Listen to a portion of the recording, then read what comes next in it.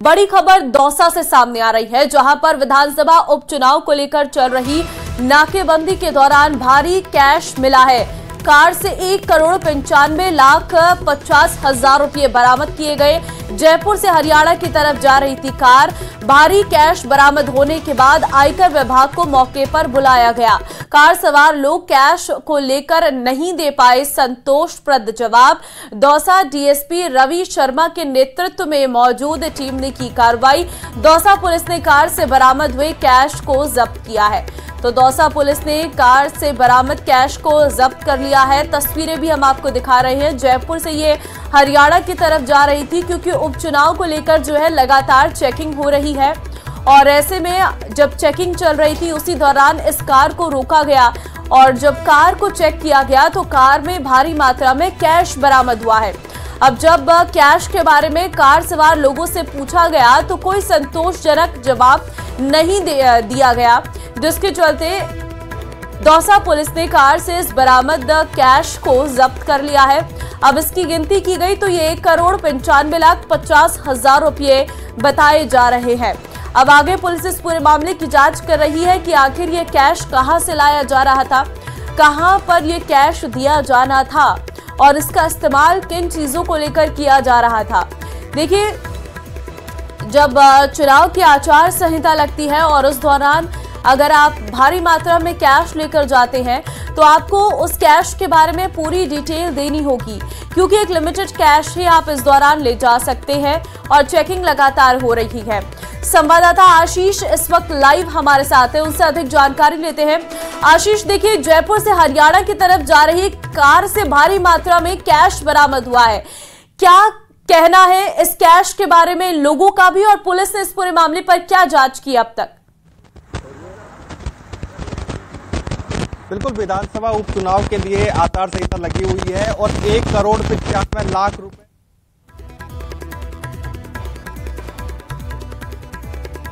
आशीष, आपकी आवाज हम तक स्पष्ट रूप से नहीं पहुंच पा रही है। दोबारा से आपसे कनेक्ट करेंगे, आप अपने माइक को थोड़ा ठीक कर लीजिए। जयपुर से हरियाणा की तरफ जा रही थी ये कार और इस वक्त हमारे संवाददाता भी वहीं पर मौजूद हैं, क्योंकि उपचुनाव को लेकर लगातार जो चेकिंग है वो हो रही है और इस दौरान ये कार से भारी मात्रा में कैश बरामद किया गया है और इस कैश को लेकर कोई जवाब कार सवार नहीं दे पाए, जिसके बाद पुलिस ने ये पूरा कैश जो है वो जब्त कर लिया है। अब पता लगाने की कोशिश की जा रही है कि आखिर इतनी अधिक संख्या में ये कैश कहां ले जाया जा रहा था, किसे ये पैसे देने थे और कहां से ये पैसे आ रहे थे। 1 करोड़ ऊपर का ये कैश बताया जा रहा है और इतनी अधिक संख्या में कैश का मिलना अपने आप में बहुत सारे सवालिया निशान खड़े होते हैं। उपचुनाव को लेकर लगातार चेकिंग हो रही है और इस दौरान इस कार से ये भारी मात्रा में कैश बरामद हुआ है। बताया जा रहा है ये जो कार है वो जयपुर से हरियाणा की तरफ जा रही थी और दौसा में चेकिंग हुई है और दौसा पुलिस ने इस कार से ये कैश बरामद किया है। 1,95,50,000 रुपए में से बरामद किए गए हैं। आशीष, आप जानकारी दे रहे थे, बताइए जरा। बिल्कुल, हरियाणा नंबर की जो कार थी वो जयपुर से हरियाणा जा रही थी और दिल्ली मुंबई एक्सप्रेस के ऊपर वो कार चढ़ती। उससे पहले ही दौसा पुलिस ने जो नाकेबंदी कर रखी है चुनाव को देखते हुए, उस नाके पर उस कार को रुकवाया और उसके अंदर 1,95,50,000 रुपए का कैश मिला है। कैश मिलने के बाद इनकम टैक्स विभाग को जानकारी दे दी गई है और उस इनकम टैक्स विभाग ने जो कैश है वो पूरी तरह जब्त कर लिया है, क्योंकि जो कार चालक जो लोग थे उसमें जो सवार जो लोग थे वो संतोषप्रद जवाब नहीं दे पाए पूरे कैश को लेकर, क्योंकि विधानसभा उपचुनाव को लेकर यहाँ पर नाकेबंदी की जा रही है। बांडारेज इंटरचेंज है, यहाँ से NH 21 से दिल्ली मुंबई एक्सप्रेस वे पर जो गाड़ियां हैं वो चढ़ती हैं और उतरती हैं। हम जो प्रभारी हैं उनसे बात करते हैं, किस प्रकार की चेकिंग की जा रही है, क्या क्या देखा जा रहा है। आचार संहिता लगने के बाद आचार संहिता की पूर्ण पालना की जा रही है और इसमें जो भी सामग्री मिलती है, नकदी वगैरह, जैसे नकदी मिलती है, कोई मादक ऐसा पदार्थ मिलता है तो उसकी गहनता से चेकिंग की जा रही है। तो कहाँ से गाड़ी आ रही है, कौन सी लोकेशन है ये और किन किन राज्यों की गाड़ियों को चेक किया जा रहा है? जैसे यूपी से, आगरा से, दिल्ली, मुंबई साइड से आ रही हैं, इनको चेक की जा रही हैं। बिल्कुल, दिल्ली मुंबई एक्सप्रेसवे पर बाहरी राज्यों की जो गाड़ियां आ रही हैं उन्हें चेकिंग की जा रही है। और उन्हीं में, क्योंकि जयपुर से ये गाड़ी आई थी, हरियाणा नंबर की जो गाड़ी थी, और इसी गाड़ी में करीब 1,95,50,000 कैश मिला है, एक भारी कैश है। और उसके बाद में आयकर विभाग को सूचना दी गई है। नियमानुसार उस कैश को जब्त कर लिया गया है और जो कार सवार लोग हैं उन्हें एक समय दिया गया है कि पूरे जो कैश है उसके बारे में पूरी डिटेल दी जाए। हालांकि अभी तक वो कोई संतोषप्रद जवाब नहीं दे पाए हैं। ऐसे में फिलहाल कैश को जब्त कर लिया गया है और जो कैश के बारे में एक तरीके से नोटिस दिया गया है कि पूरे कैश के बारे में डिटेल बताएं कि ये कैश कहाँ से आया था, कौन से बैंक से निकला आया था, या फिर किसी प्रकार की प्रॉपर्टी का कोई लेन देन हुआ था, क्या हुआ था, या फिर विधानसभा उपचुनाव में कोई खरीद फरोख्त के लिए ले जाया जा रहा था। ये सब कुछ जांच के बाद पता चलेगा। फिलहाल पुलिस पूरे मामले की जांच कर रही है कि आखिर इतना भारी कैश कार में कहां से आया। जी, लेकिन 2 करोड़ का कैश एक गाड़ी से मिलना ये अपने आप में बहुत बड़े सवाल भी खड़े करता है। आशीष, अभी जिन लोगों को गिरफ्तार किया गया है, क्या उनके बारे में कोई जानकारी मिल पाई? ये लोग कहाँ के रहने वाले थे? क्योंकि बताया जा रहा है कि जयपुर से ये हरियाणा जा रही थी कार।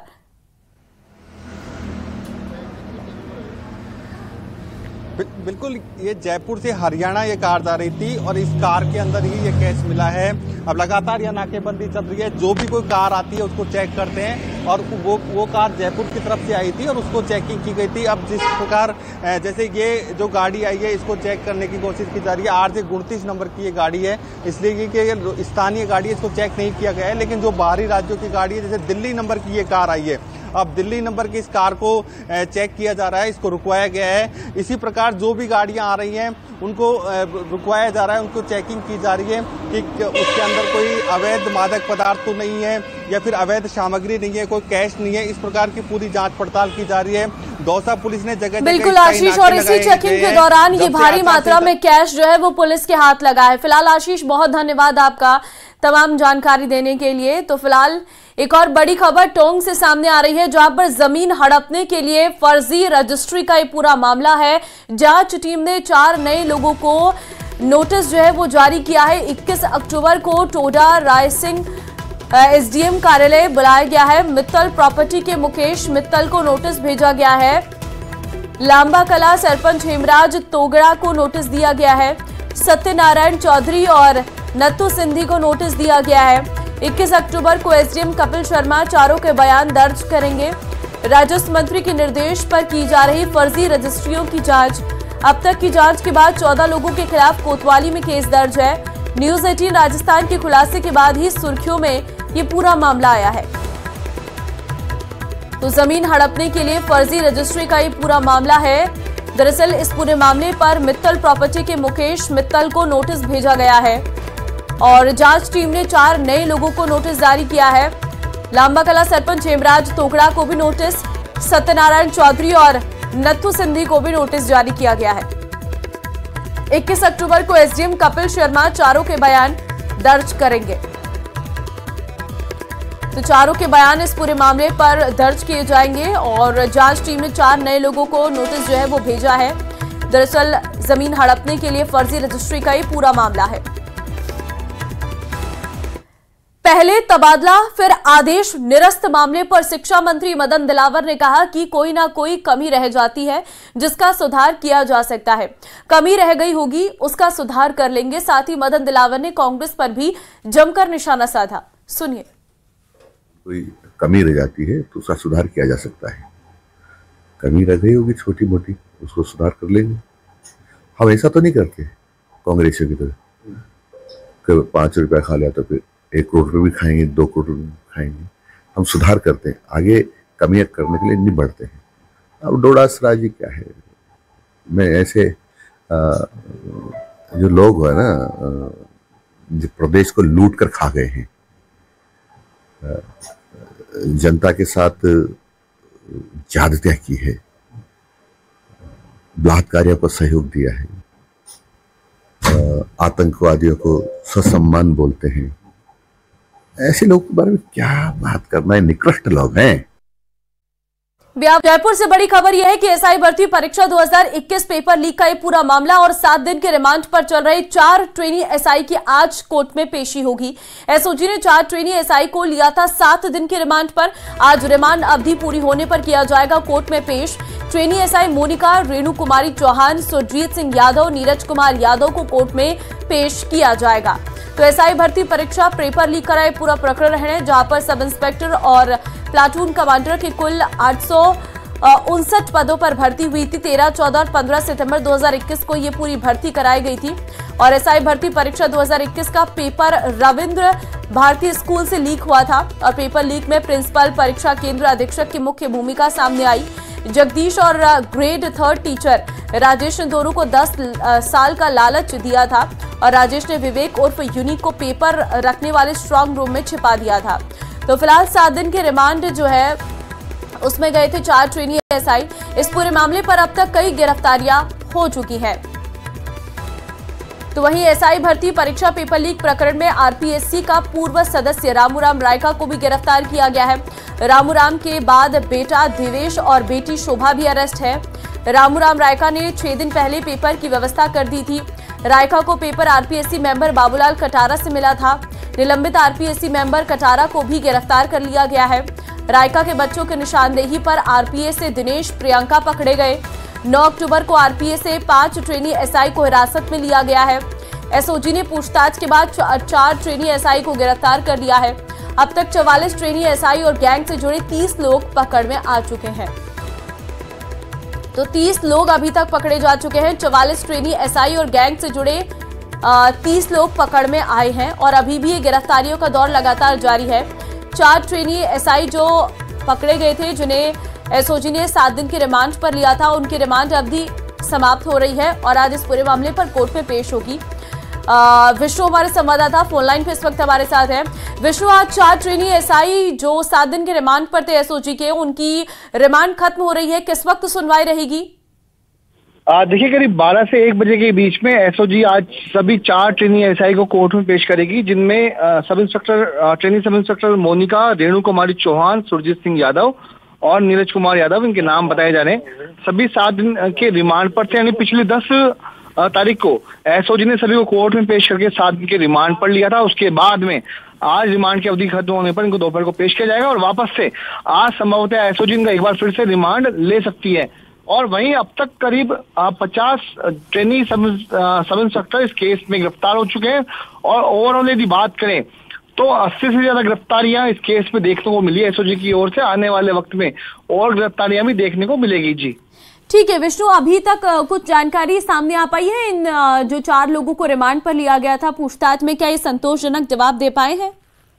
देखिए, ये बात आपने बहुत सही पूछी है। अभी तक जो ये पूछताछ हो रही है एसओजी की, अब ये जो ट्रेनी एसआई हैं, ये लगभग पुलिस को घुमाने का काम कर रहे हैं, यानी कि अपने कभी कभी बयान बदल रहे हैं या फिर इस तरीके के मोड में आ गए हैं कि एसओजी को इनसे पूछताछ करने में काफी दिक्कतें भी आ रही है, क्योंकि लगातार ये खुद भी ट्रेनी एसआई की ट्रेनिंग कर रहे थे और लंबे समय में ये लोग लगभग तैयार हो चुके हैं। ऐसे में पुलिस को गुमराह करने का काम या फिर बयान बदलने का काम ये इनके द्वारा किया जा रहा है। ऐसी जानकारी हमारे सामने आई है और इसीलिए एसओजी को अब तथ्य उजागर करने में या पूछताछ में काफी दिक्कतों का सामना भी करना पड़ रहा है। जी ठीक है विष्णु, और क्योंकि आज का दिन महत्वपूर्ण है, अभी तक इस पूरे मामले पर जितनी गिरफ्तारियां हुई हैं और जितने लोग पकड़ में आए हैं, क्या उससे कोई संतोषजनक कार्रवाई में असर पड़ा है? क्योंकि हम देख रहे हैं एक तरफ इस भर्ती को लेकर यह भी कहा जा रहा है कि ये भर्ती रद्द भी की जा सकती है, दूसरी तरफ कई परिजन ऐसे थे जो धरने पर बैठे थे कि परीक्षा रद्द नहीं होनी चाहिए, क्योंकि जिन लोगों ने गलत किया है उनके साथ आप कार्रवाई करें, बल्कि इस पेपर को रद्द ना करें।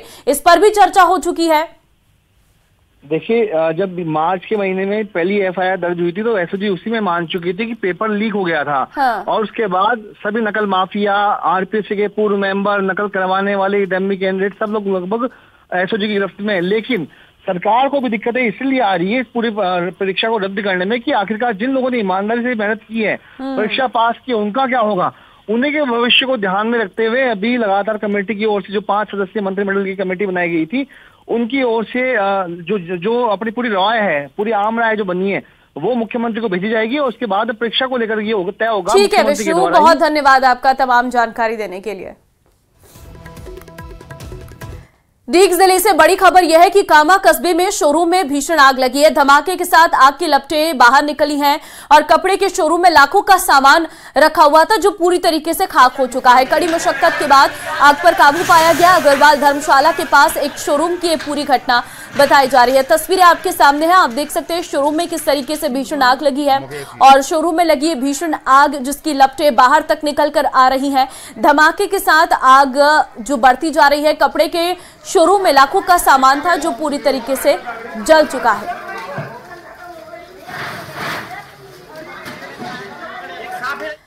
मुख्यमंत्री भजनलाल शर्मा लंदन दौरे पर हैं। राइजिंग राजस्थान को लेकर विदेश दौरे पर सीएम है। आज इन्वेस्टर्स और प्रवासी मीट में शामिल होंगे सीएम। 3:45 से लेकर 5:45 तक राइजिंग राजस्थान इन्वेस्टर मीट रहेगी और 6:30 से 8 बजे तक राइजिंग राजस्थान प्रवासी मीट रहने वाली है। तो आज इन्वेस्टर और प्रवासी मीट में शामिल मुख्यमंत्री रहेंगे और राइजिंग राजस्थान को लेकर विदेश के दौरे पर सीएम। आज इन्वेस्टर और प्रवासी मीट में शामिल होंगे मुख्यमंत्री। लंदन का यह दौरा मुख्यमंत्री का काफी अहम माना जा रहा है।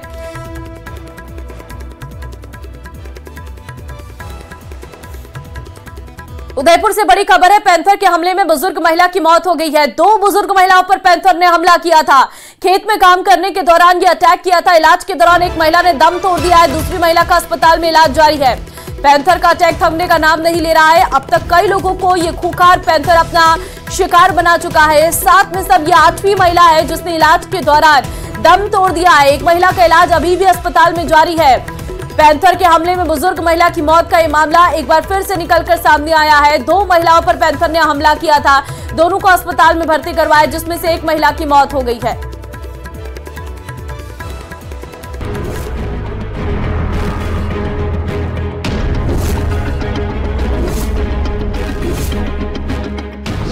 उपचुनाव की बहार, पैंथर पर तकरार। उदयपुर में पैंथर पॉलिटिक्स, ग्रामीणों को जान का रिस्क।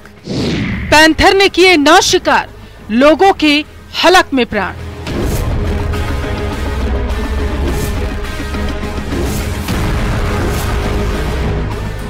उदयपुर की गोगुंदा झाड़ोल तहसील में तकरीबन 1 महीने से लेपर्ड की दहशत बनी हुई है। लेपर्ड 9 लोगों की जान ले चुका है। वन विभाग और प्रशासन तमाम कोशिशों के बाद भी लेपर्ड को तो नहीं पकड़ पाया, लेकिन अब इस पर राजनीति जरूर शुरू हो चुकी है। उदयपुर सांसद मन्ना लाल रावत ने फेसबुक पर एक पोस्ट की। इस पोस्ट में आदिवासी अंचल की बाप पार्टी पर उन्होंने जमकर निशाना साधा।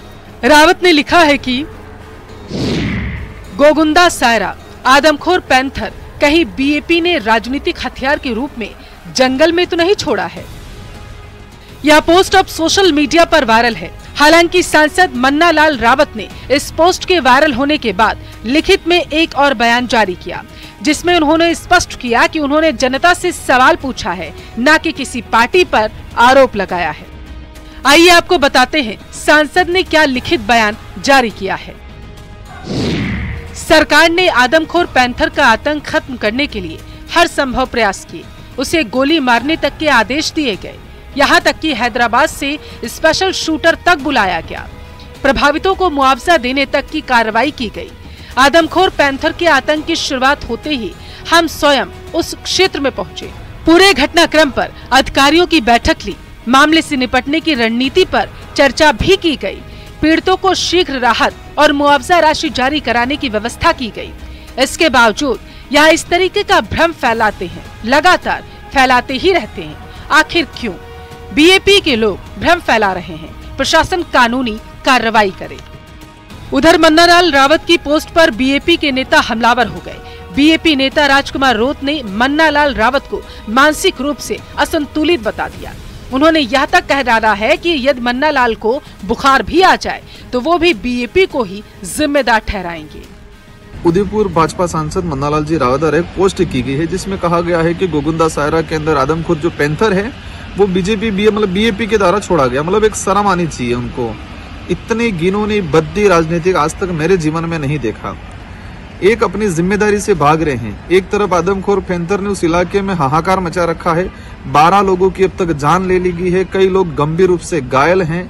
लगभग बता रहे हैं 30-40 पशुओं को उस आदमखोर पैंथरों ने मार दिया है। और मन्ना लाल जी रावत को राजनीतिक सूझ रही है। एक पैंथर को पार्टी कैसे जोड़ रहे हैं कि पार्टी का पैंथर है। मतलब शर्म आनी चाहिए। इस तरह की राजनीतिक आज तक नहीं हुई है।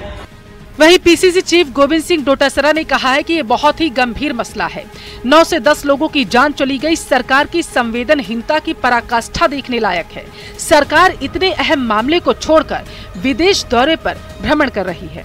बहुत ही गंभीर बात है। 9-9, 10-10 लोगों की जानें चली गई और ये सरकार की संवेदनहीनता की पराकाष्ठा है कि उसमें कोई चर्चा ही नहीं। जो पीड़ित लोग हैं, परेशान लोग हैं, उनकी मदद करो, ये काम करो।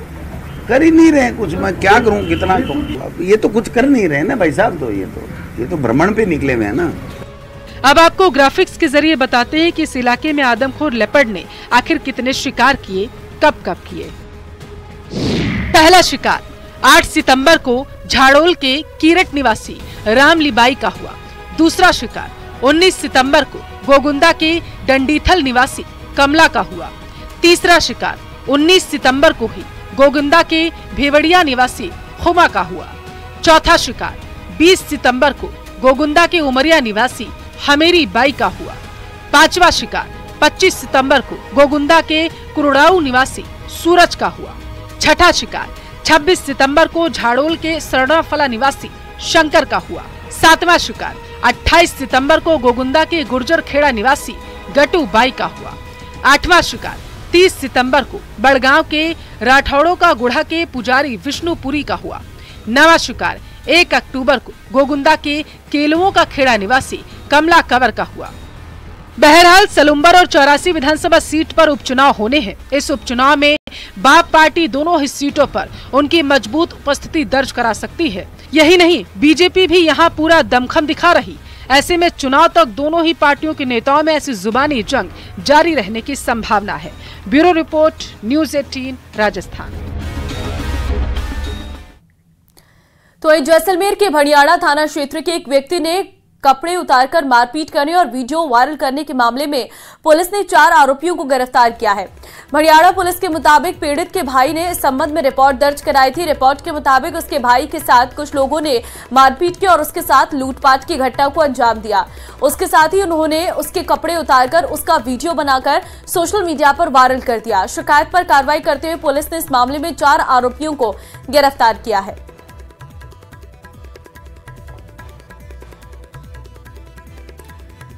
चलिए वक्त